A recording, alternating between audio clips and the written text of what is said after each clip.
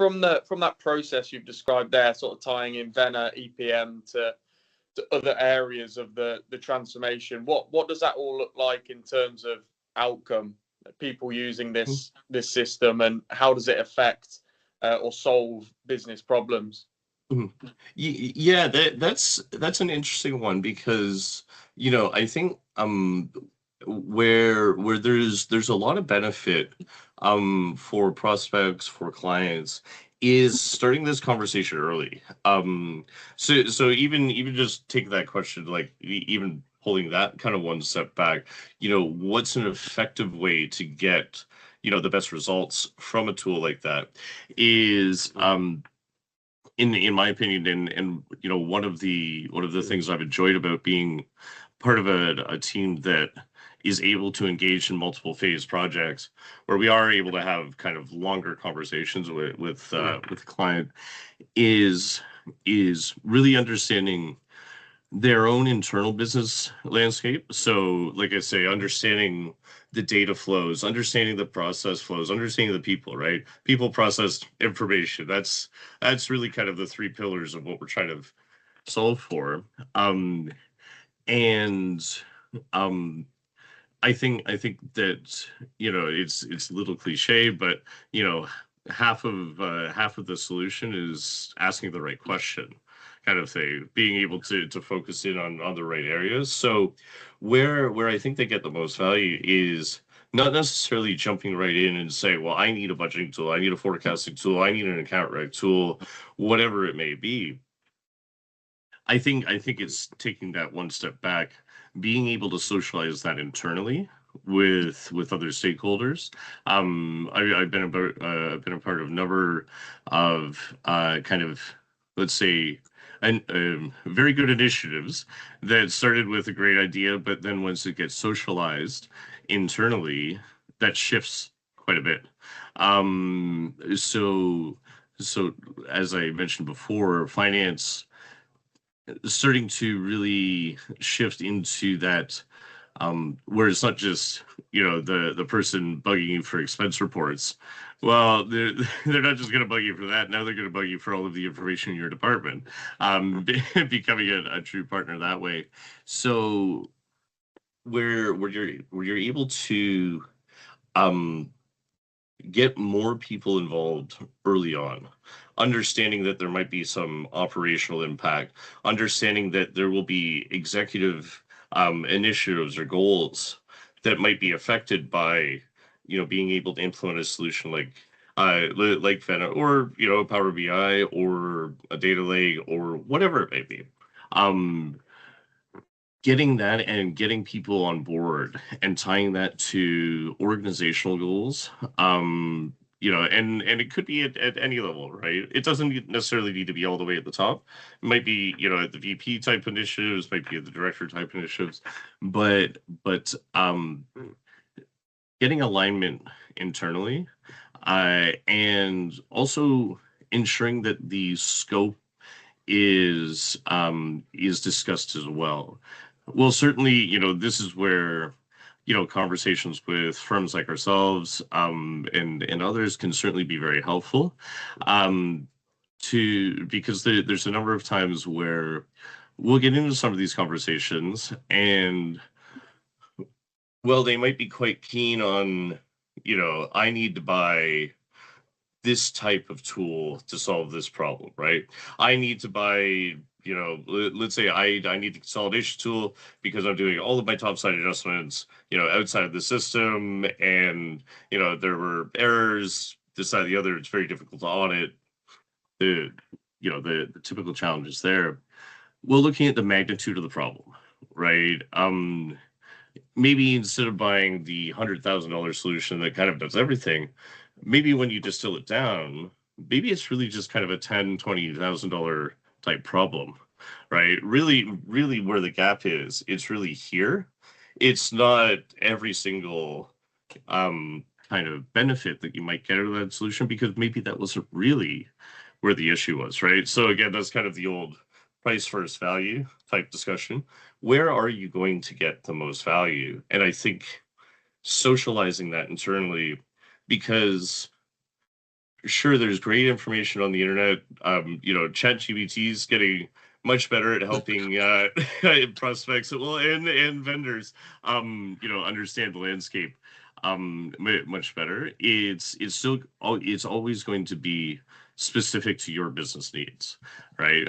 So I think, to try to bring this back to, where do these solutions tie in? Where do they get the most benefit to solve these problems? It starts with getting alignment internally, because I've also been a part of a number of projects or prospect conversations where the problem starts this big, but solving for that problem actually doesn't really solve the business challenge, because again, it's people, process, data. Well, if you're solving for your individual process, right, with your individual data set, but it's actually tied to operational information, it's actually tied to, sales data, it's actually tied to all of these other sets, you still have all of those inefficiencies, you still have those problems. And well, it's not that you need to expand the scope so far, it's how do we incrementally solve for some of those so that you actually get an incredibly effective solution. The kind of the tension or the push pull I try to remind people of in this conversation is that can certainly solve your challenge right now. That's going to make sure that you're not here Friday night. However, when you're selling this internally up the chain, right, trying to get budget for this, trying to get people on board, because that's also a big thing too, right? The attitude towards the implementation. But as this flows up to the top, what's going to make them care, right? What's going to make the CFO, the CEO, the VPs, whomever it is, go from, well, of course they never look at that. They never look at that dashboard. They never look at that report. Why would they? It's not worth their time.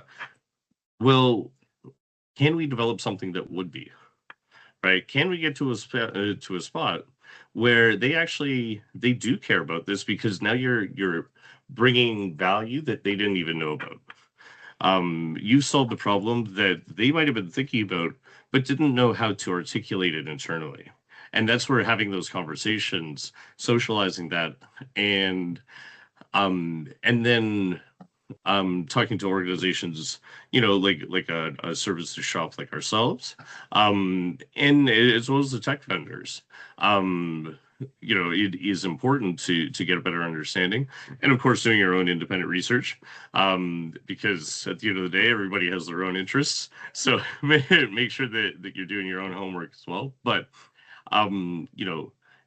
getting projects that have that type of alignment always have the biggest payback, and ultimately have the highest rate of success, because everybody's on board. Everybody sees the path forward and knows why we're doing it. It's not just another chore. It's not okay, now I gotta do this. I'm not sure why. Before I was entering it in this workbook. Now I put it in this application, or all right, now I got 3 more clicks or another email I gotta look at. Okay, fine. Right, but getting them to understand the value, the impact, and how this does affect the organization really changes the attitude of the implementation, and in my opinion, really changes the impact and the value there. Yeah, cool. That's cool. And is that really engaging, like the senior stakeholders, as you mentioned, having that attitude towards why they're doing it and having a positive attitude throughout the implementation is really important. Yeah, it's certainly being able to articulate why, like being able to get to a spot where you are able to articulate cohesively. If you were to sit in that executive meeting, in that quarterly meeting, whatever that is, and you were to stand up and present this, that you would be able to do this confidently, and that you'd be able to say, this is the benefit and this is why. There's no way we can't do this. Yeah. Right. And so, yes, getting that senior buy-in, but equally, you got to remember the people that are going to be affected about this day to day. Right. So including what their needs are is very important. Right. I've been I've been on the receiving end of software implementation myself. I mean, although I may have been selling software, I was also using it Yeah. as well. And I'll admit, sometimes I was a bad student myself. I I didn't maybe do all the homework, and maybe I didn't go to all the training sessions, and maybe I pinged sales ops 40 times about how I updated a couple of different things because I didn't understand, and it was too cumbersome or too much work. I didn't know the benefit. I didn't understand that. And that's what I try to think about is I try to think about my own experience quite a bit with whatever it may be. Even silly things like when Windows or Microsoft releases a new update, half the time I groan, right?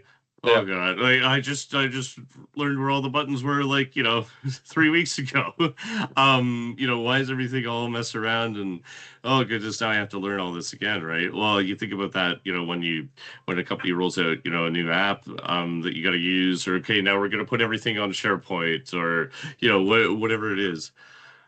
Okay, right. So it's been customer centric essentially in everything you do throughout the implementation, people using it as well as the senior stakeholders. For sure, and it's where that's important is, of course we always talk about this, or in my world we talk about value and customer centricity, and making sure that we have those kind of conversations and focus, but having someone to champion that internally, right? So, there's only so far that we can reach, and there's only so far that we can push. Where it really needs to be something that is championed internally, right? Yeah. And having someone or a committee or a group to really drive that is very important, because ultimately everybody's still going to look as the outside party. Very trusted relationships, for the long-term relationships, even from like a software vendor standpoint, you're still selling into the organization. So it needs to be something that's championed internally. And ultimately, they're going to be privy to information that we're never going to have. They're going to be privy to the office politics, right? They're going to know things, or the legacy, the kind of institutional knowledge as to how they got to where they are, what the scar tissue is, right? I don't know about the failed implementation 2 years ago, let's say, right? Or the one that, dragged on for 2 years, got to 95%, and that's all they could do, and it's a 95% implementation. Might have been a great software, right? Who knows how that journey went, but and because it's at 95%, the tool works, but everybody still, kicks everything out of the application, does everything outside of it, and then puts in, the the detail that they need to, but it's not really getting the whole value. So, we don't know all of those things, and so that's why having that that from the client side is so important, and that's what I try to coach on when I do have some of those conversations is how do we position this best for you, right? How do we think, not only up the chain, but down the chain, right? So it's managing down, managing up, and making sure that there is the highest rate of success. There's nothing worse than going through a long implementation, have a super complex templates, and you're going to roll this out to everybody, and it's going to solve all the problems, and then you see people sitting there trying to learn this thing or going through the training, rolling their eyes, and oh my goodness, now we have to do this, and I'm not sure why. So making sure that that there's buy-in, on both ends of the spectrum, I think is very important there. Cool. Really good.